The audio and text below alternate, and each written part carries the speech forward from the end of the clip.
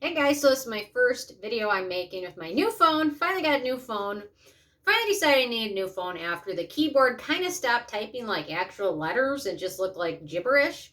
And every time I'd upload a video, it would like not upload it. So I'd have to upload it twice, and then the second time it finally worked. So I got sick and tired of that. So anyway, I just had to make a quick video on the BeautyStat Vitamin C Skin Refiner. I was initially going to do a full review on it. But I've been seeing it pop up on sale a lot lately, so I just wanted to do my review on it in case you're thinking about picking it up now and saving a little bit of money, because it's a pricey product. I believe it's $88 retail or $80 retail. Let me double check. $80 retail. And I picked this up about a month ago.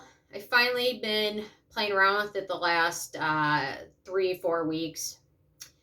And to be honest, for $80, it has the aesthetic pleasing of an ordinary vitamin C paste with the price of a very expensive vitamin C serum.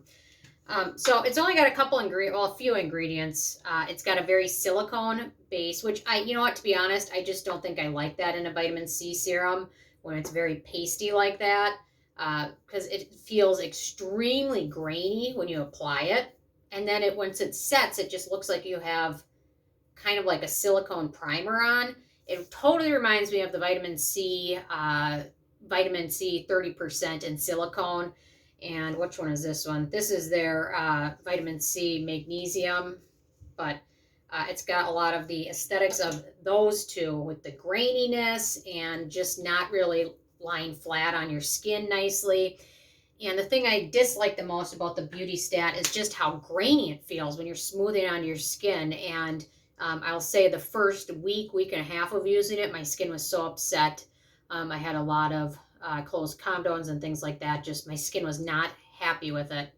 So that's why I thought I'd finally do my review of it today instead of waiting and doing the full review, just in case you're thinking about picking up while it was on sale, because overall, it is effective. It's got vitamin C in it.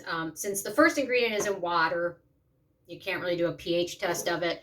So to be honest, after the first 2 weeks of just using it as a paste, I've been now mixing it with another serum to make it more liquidy and to get rid of some of that graininess. And then more often just using it at night, because in my daytime routine, it had a tendency to make almost every sunscreen I applied over it pill a bit, just because how silicone-y this feels. So it does have some good ingredients in it. It's got the pure L-ascorbic acid in there, and then green tea, and then petroleum, and a couple other like fillers. But overall, for $80, I think if you're interested in this one, in my opinion, save $70. Go try the Ordinary's vitamin C in silicone, and if you like the texture of that, then it might be worth picking this one up. But if you try that out, I think it's like $10, maybe $15. You can save a lot of money. And if you don't like the texture of that one, you will not probably like the texture of this one. It has a lot of good reviews. It's very effective, but in my opinion, it's comparable to any other good vitamin C serum out there, like the Timeless. It's still one of the best, still one of the favorites, still one that I reach for very often. And this one I think is $25, so it's what, $55 cheaper, $45 cheaper. And it's just much more pleasing to use.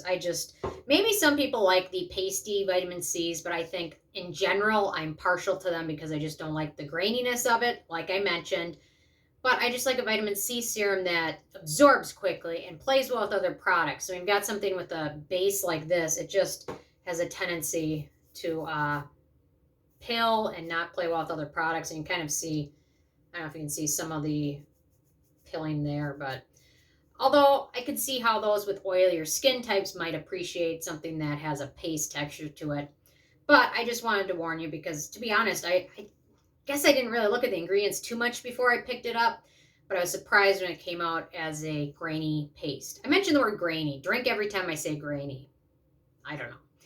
But anyway, so those are my thoughts. No fragrance, no denatured alcohol, no other exciting ingredients other than the vitamin C, but certainly check out the Ordinary's if you can get your hands on that one first, because you might save yourself $80. Anyway, I know I look a little tan. I've been trying out with other sunscreens now. Ultra Sun, this is the one I'm wearing now, which has a tint to it. Tinted honey. And I will say, I don't know if that's honey, but the tint looks okay in person, but on the camera, I'm not quite used to this new camera, but I think I look a little different, but that's all I'm wearing. I didn't even put foundation over it, so. Anyway, those are my thoughts today on the BeautyStat. If you guys want me to do a full review, I certainly can. Expensive, no other exciting beneficial ingredients, kind of acne, pore clogging, but delivers on the vitamin C, so I guess that's the key thing. So anyway, I'm interested in hearing from you guys if you've tried this one yet, and if you agree with my thoughts or disagree, definitely leave a comment, because I know I'm partial to not liking the pasty, thick vitamin C's, so that might get a little bit in my way of not liking this one a ton. So maybe oilier skin might appreciate the texture of it more. I'm not sure. But anyway, I'll probably finish this one out by mixing it with my serums, which alters the pH and makes it not quite as effective. But I'm going to finish it either way. It was expensive. So, okay. Anyway, thank you guys so much, and I will see you more later.